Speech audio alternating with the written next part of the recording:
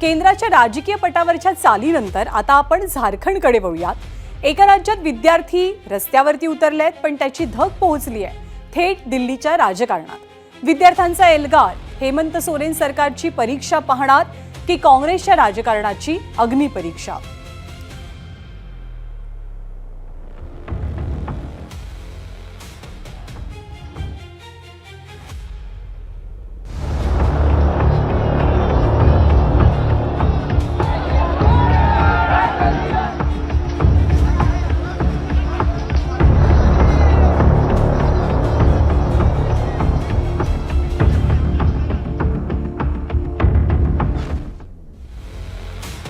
तर दिल्लीच्या जंतर मंतरवरती जे चित्र काही दिवसांपूर्वी पाहायला मिळालं होतं, तेच चित्र आता झारखंडच्या रांचीमध्ये दिसतंय।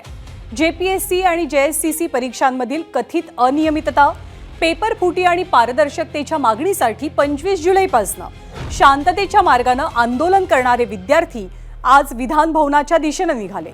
हा मोर्चा अडवण्यासाठी पोलिसांचा मोठा बंदोबस्त तैनात होता। बॅरिकेड्स लावले गेले आणि त्यानंतर परिस्थिती चिघळली। लाठीचार्ज आणि पाण्याचा मारा केला गेला, पण विद्यार्थी मागे हटले नाहीत। बॅरिकेड्स ओलांडून दुसऱ्या मार्गाने विधानसभेकडे त्यांनी कूच करण्याचा प्रयत्न सुरूच ठेवला। देवेंद्रनाथ महतो यांच्या नेतृत्वाखालील या विद्यार्थी आंदोलनामुळे झारखंडचे राजकीय वातावरण चांगलंच तापलंय। सोरेन सरकारचा दावा आहे की मागण्या मान्य झाल्या, पण आंदोलक विद्यार्थ्यांनी हा दावा खोटा असल्याचं म्हटलंय। हेमंत सोरेन से दरखास्त है कि जो जेएसएससी का एग्जाम हुआ है उसको रद्द किया जाए, क्योंकि ये कंफर्म हो चुका है कि घोटाला हो चुका है। भी पता नहीं कि मुख्यमंत्री जी को क्यों ये एग्जाम कैंसिल करने में इतनी परेशानी हो रही है। इसका साफ ये दर्शाता है कि कहीं ना कहीं भी इस घोटाले में सम्मिलित है। आपने किस हक से हमें लाठीचार्ज किया है, पानी की बौछार किया है? क्या आप यहाँ का माहौल खराब करना चाहते हैं? उतने दिनों से आप देख रहे हैं कि यहाँ काफी पीसफुल प्रोटेस्ट चल रहा था, फिर भी सरकार ने हमारी बातें नहीं मानी। इस देश में किसी भी तरह की कोई सेटिंग नहीं चलेगा और यहाँ पे जवाब देना होगा सरकार को। हम लोग इसी हाथ से बटन दबाते हैं उसको बैठाने के लिए और इसी हाथ से बटन दबाएंगे उसको उखाड़ फेंकने के लिए। आज मुझे 9 दिन का भूख हड़ताल में मैं एम्बुलेंस से आया हूँ और स्ट्रेचर में अभी मैं विधानसभा घेराव में उपस्थित हूँ, लेकिन सरकार हमारे आवाज़ को कुचलने के लिए टीयर गैस का, वाटर कैनन का, आंसू गोला का प्रयोग कर रही है, जो निंदनीय है। सरकार डर गई है, कायर सरकार है, और सरकार जब जब डरती है ये पुलिस को आगे करती है, लाठी गोली बंदूक वाटर कैनन का प्रयोग करती है। लेकिन हम लोग देखेंगे सरकार में कितना पावर है इसका टीयर गैस में, हम लोग देखेंगे कितना दम है इसका लाठी में। तर झारखंड सरकारने विद्यार्थ्यांच्या मागण्या मान्य केल्याचा दावा केलाय, मात्र विद्यार्थ्यांनी हा दावा फेटाळून लावलेला असून त्यांच्या प्रमुख मागण्यांवरती अद्याप समाधानकारक निर्णय झालेला नसल्याचं म्हटलंय। विद्यार्थ्यांच्या नेमक्या कोणत्या मागण्या मान्य झाल्या आणि कोणत्या प्रलंबित आहेत तेही आपण पाहूया। सरकारने कोणत्या मागण्या मान्य केल्या तर 14वी जेपीएससी पूर्व परीक्षा रद्द झाली आहे। अनुशेष भरती परीक्षा सुद्धा रद्द करण्याची मागणी सरकारने पूर्ण केली आहे।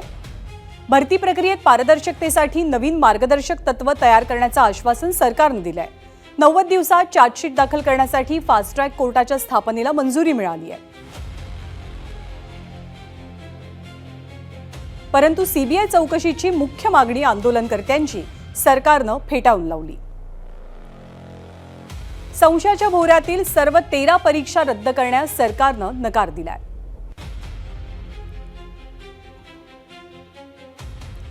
तर जंतर मंतरवरती विद्यार्थ्यांच्या प्रश्नांसाठी आवाज उठला। केंद्रातील भाजप सरकारला पेपर फुटीवरनं घेरलं गेलं। राहुल गांधींनी विद्यार्थ्यांच्या बाजूने उभं राहत सरकारला धारेवर धरलं, पण आता तोच प्रश्न झारखंडमध्ये उभा ठाकलाय। जेपीएससी जेएससीसीची परीक्षा आणि भरती प्रक्रियेतील कथित अनियमिततेविरोधात विद्यार्थी रस्त्यावरती आलेत। सरकार आणि आंदोलकांमध्ये चर्चेच्या फेऱ्या निष्फळ ठरतात। मग सवाल फक्त विद्यार्थ्यांचा नाही, सवाल आहे राजकारणाच्या डबल स्टँडर्डचा।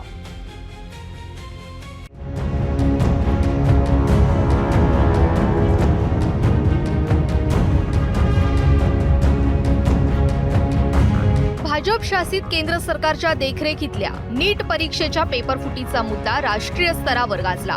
त्यात काँग्रेससह विरोधकांनी हिरिरीने सहभाग घेतला। पण आता झारखंडमध्ये जिथं हेमंत सोरेन यांच्यासोबत काँग्रेस सत्तेत आहे, त्याच राज्यात परीक्षेतील गैरप्रकारांवरून हाहाकार उडालाय। तिथं मात्र काँग्रेससह विरोधी पक्ष प्रत्यक्षपणे दिसेना.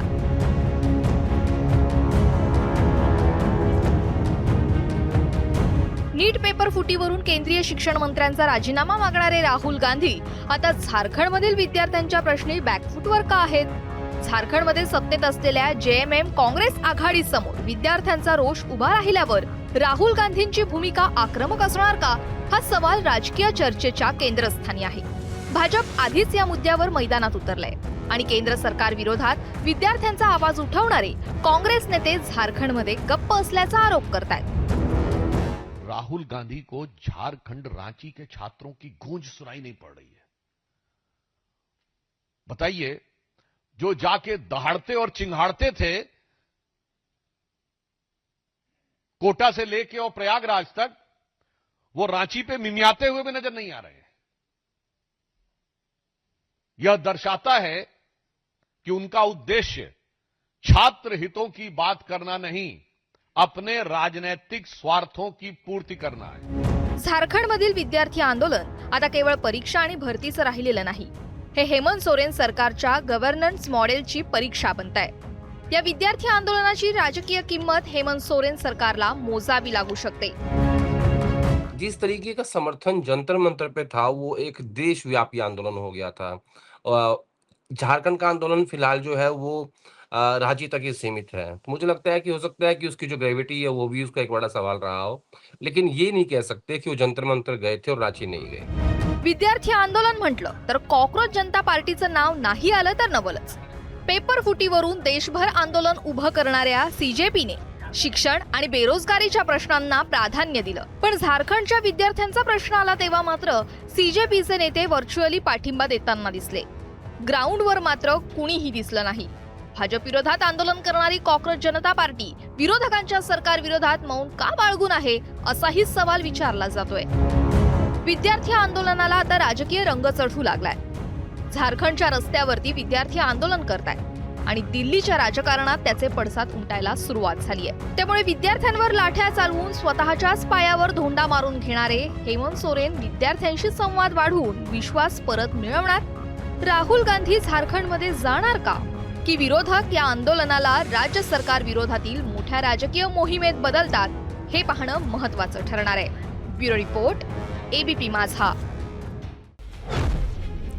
त्यामुळे जंतर मंतर असो किंवा रांची, चर्चेत आहेत ते विद्यार्थी. पण विद्यार्थी आंदोलन हे कोणत्याही पक्षाचं नसतं.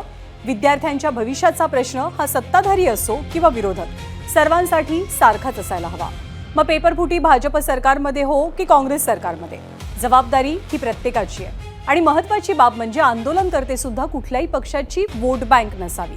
राजकारणानं विद्यार्थ्यांच्या आंदोलनाला आवाज द्यावा, पण विद्यार्थ्यांच्या आवाजावरती राजकारण करू नये.